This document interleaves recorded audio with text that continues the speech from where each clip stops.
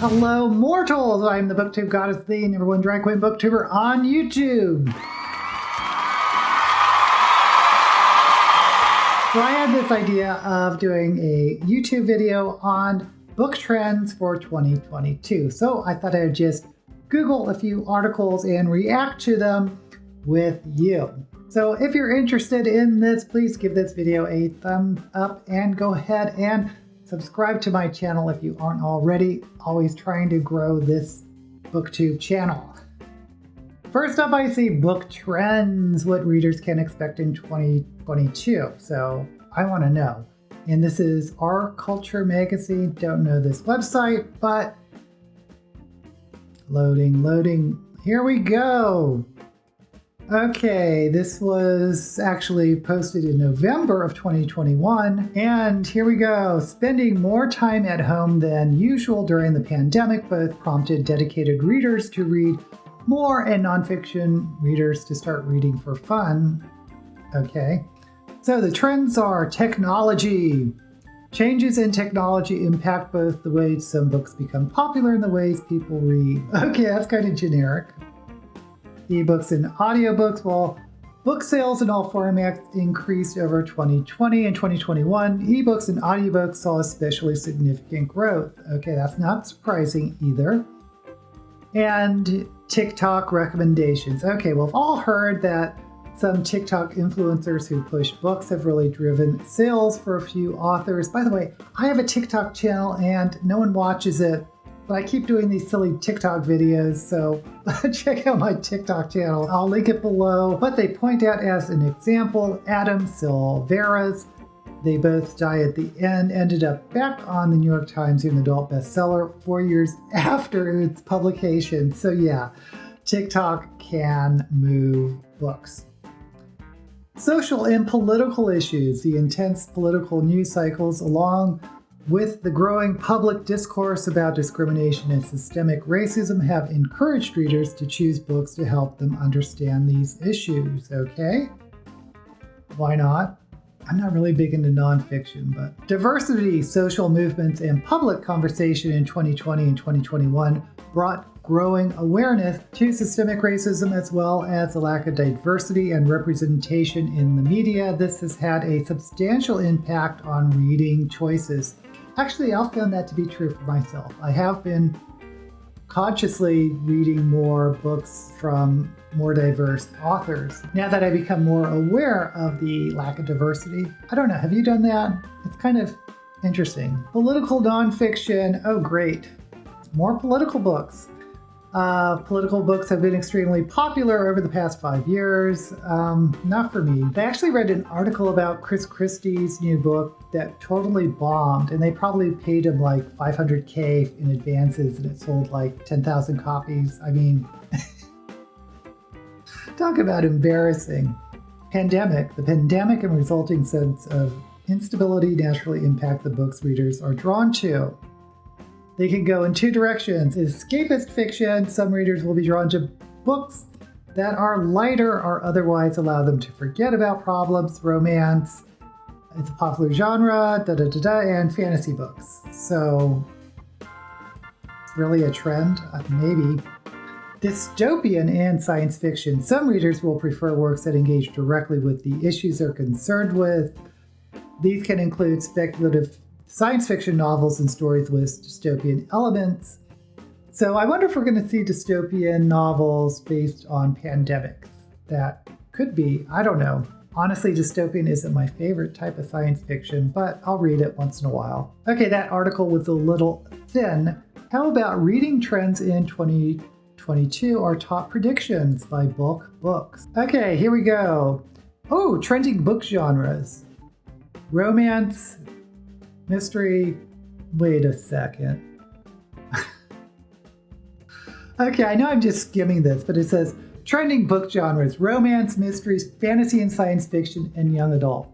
First of all, young adult is not a genre, it's a marketing age category, but aren't these perennially trending? I mean, when is romance not trending? Or mystery, or fantasy and science fiction, or young adult?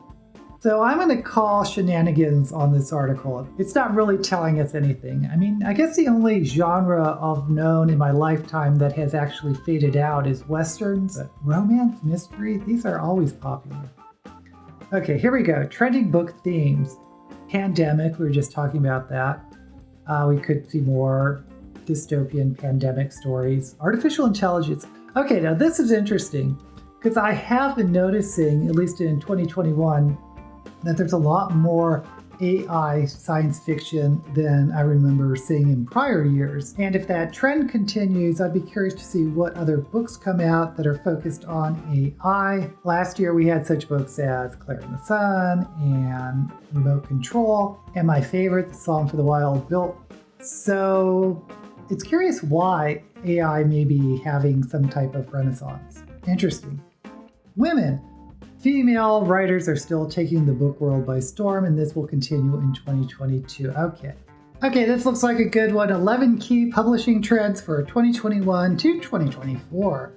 And this is Exploding Topics website, and it's like a blog post. So number 1, growing demand for audiobooks and ebooks, and they have a chart. I love a good chart. And I don't think it's any surprise that people are turning to ebooks and audiobooks more. I mean, I resisted ebooks for a while, but now that I'm sort of embrace them, there's so much to like about them. You can change the font size if you don't have great eyesight like myself. You can also look up words just by pressing on the words, that type of translate words. And audiobooks are gotten more popular, and it says demand for print books has waned. Okay, I don't think this is hugely surprising. Audiobooks revenue has been up 14.3% year over year. That's actually pretty big.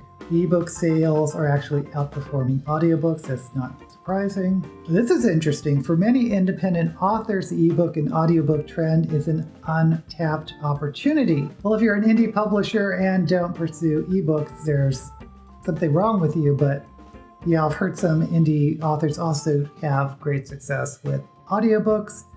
We have a chart here. Search growth for the keyword independent author has increased. Okay, I guess that means people wanting to be an independent author and wanting to find out how. Okay, what's our next point? Number 2, more book summary platforms emerge. I wonder if BookTube is a book summary platform. Blinklist, a Berlin-based startup with 18 million users, is one of the leaders in the growing space. Okay, don't know it. Okay, these look like platforms maybe with very specific target audiences, but I think we're aware of a lot of different platforms, including BookTube. Number 3, political books remain popular. That's what that other site said, and huzzah. You know, our country, at least in the United States, is so polarized. I would be kind of intrigued if 2 politicians from opposite sides of the aisle co-authored a book. I mean, would that even be possible? But I'm not very interested in political books. Here's a big surprise. Small bookstores continue to dwindle.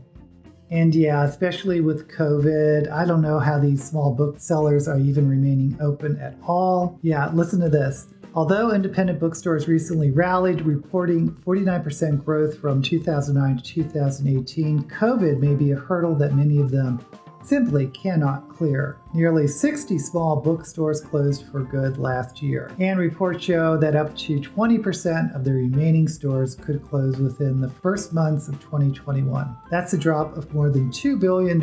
Yeah, the future is not good for small bookstores, and it's just the times we live in. I don't think there's anything much we can do about it. Although I know there's a bookstore in San Francisco called Borderlands Books that actually has some sort of patronage system where people are keeping them open. Maybe that's the future. It's kind of like Patreon, but for small bookstores. We'll see where that goes. Number 5, libraries at odd with publishers. Ooh, better alert Ashley of the Bookish Realm. I don't know what this is about. As demand grows for digital media, libraries and publishers are locked in a duel. Libraries advocate for the free flow of information, duh. And many publishing companies are worried about library checkouts cutting into their revenue. Okay, skimming this, it looks like this is about ebook licenses. Okay, libraries have a certain lifetime for an ebook. For example, 2 years or 52 checkouts per ebook. I don't know. I don't know the answer to this one. I don't really patron libraries that much, but I think it should be there for people that don't have access or the finances to purchase their own books. And this is interesting.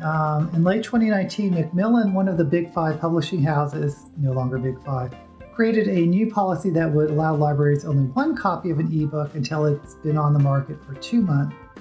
Oh, listen to this. Macmillan reports that 45% of their ebook reads are coming through libraries. But then it says the policy did not last long.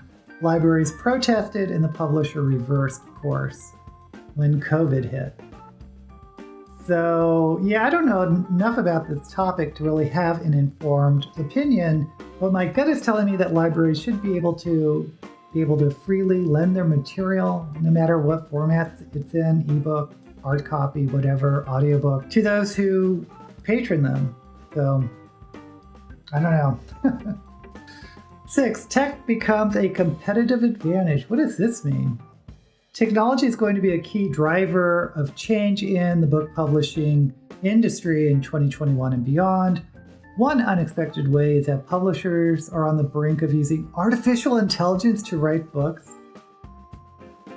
Y'all, this has been a trope for a long time. Look up Duluth by Gore Vidal. It's about a romance author who uses artificial intelligence to create her romance novels. And this was written back in the 70s, 80s. Many online publishers are already using AI to write articles. As of now, AI struggles to write compelling fiction. Hello. Yeah, I don't think I want to see AI write fiction. At least not in my lifetime. Of course, it depends if it's a real thinking AI machine, maybe. I don't know. Booktubers have created an online community on YouTube and even attracted the attention of Michelle Obama. 7, self-publishing numbers keep growing. I don't think this is a surprise to anyone. It's been on the rise since 2010. Publishing giants consolidate. Yeah, we know about this one. The Big 6 became the Big 5, became the Big 4. In 2021, the Big 5 at that time accounted for 80% of all books sold. Wow. The Authors Guild is sharply critical of the merger. Yeah, there's less competition, which means there's less leverage that authors have. So yeah, that's sad but true. Oh, but number 9, independent publishers make gains. Smaller publishers are in direct contrast to big money operations. Independent publishers often take risks on books in unusual genres and unknown authors. Some of their print runs are only 1,000 copies. Wow. Number 10, increased calls for diversity. In 2019, the Cooperative Children's Book Center analyzed children's and YA books they received and reported the diversity statistics. Okay, here we go. A nice little chart. Percentage of total books received at the CCBC with at least one primary character from specified categories. This is from 2019.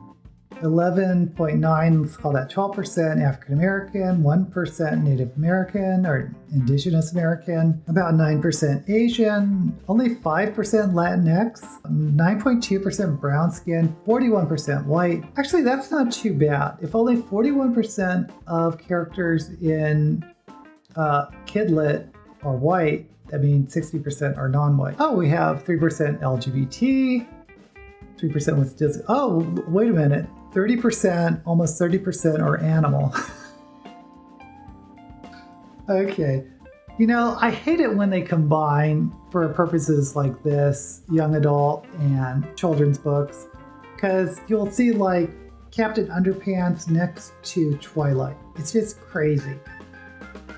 But if they're talking about kid-led animal books, I'm sure they're talking about like chapter books and picture books that often showcase animals. And of course there's like Ridwell and other middle grade children's books with animals, but if you include the like really young age groups, of course that's going to push it up. But it doesn't look good that like 30% feature animals and only 12% feature African Americans. I think you would have to dig a little bit more into these numbers, and I would love if they would filter out different categories. Like I said, picture book versus chapter book versus middle grade versus young adult.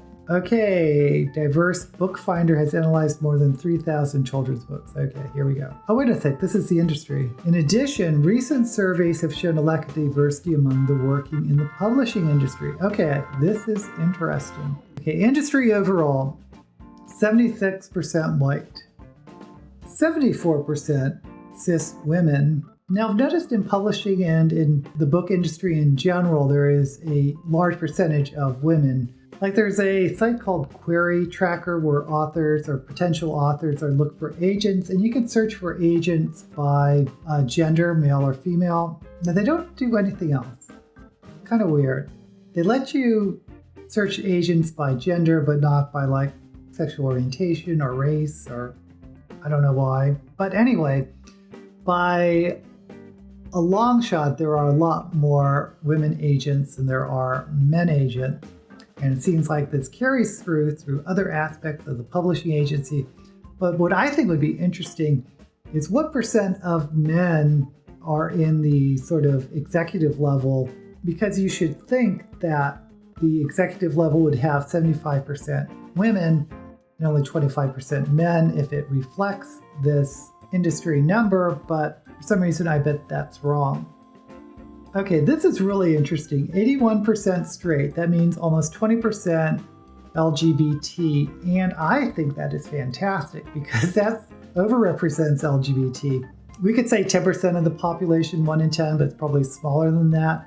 So to be represented in the publishing industry at this number, it's like I said, probably a little overrepresentative, and I'm not mad about that. So also, disability, 90% non-disabled. That means 10% self-identify as disabled. Doesn't say the range or severity of disability, but I think that's probably higher than the average population. So I think the only thing that could be problematic is probably the 74% white. Because if we want the publishing industry to reflect our population, it should probably be like 50 or 60% and falling, as the white population is definitely becoming closer and closer to 50%. Eventually will probably go below 50%.